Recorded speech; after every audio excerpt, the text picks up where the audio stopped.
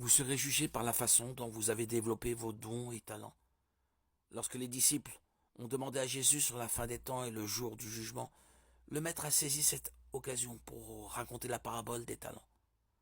Dans cette histoire, un homme part pour un long voyage et donne à 3 de ses serviteurs 3 sommes différentes d'argent. Lorsque le seigneur de ses serviteurs revient, il les rend responsables de ce qu'ils ont fait, de ce qui leur a été donné. Les 2 premiers serviteurs ont reçu des sommes différentes, mais ont tous doublé ce qui leur avait été donné et ont été félicités pour cela.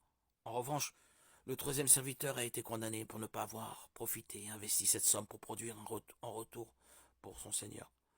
Beaucoup de gens viennent à l'église, se lamentent de ne pas avoir un don de Dieu ou un talent spécial. Ils sont tristes parce qu'ils considèrent qu'ils ne font pas partie du ministère de louange, parce qu'ils ne sont pas de bons prédicateurs, parce qu'ils ne peuvent pas prier en langue, avoir des rêves prophétiques ou toute autre chose.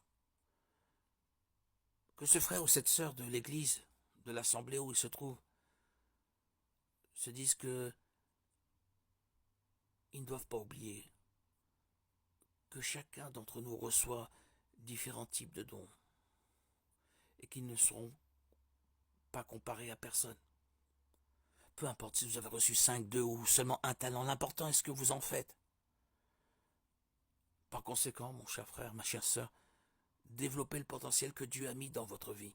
Demandez à l'Esprit Saint de vous aider à trouver ce que le Seigneur vous a confié de spécial et faites en sorte que cela porte des fruits pour son royaume.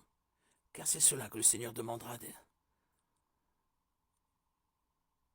Il demandera des comptes en ce jour, en ce grand jour, par rapport à ce que vous êtes vous et pas votre voisin,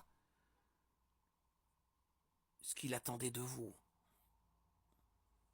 vous personnellement.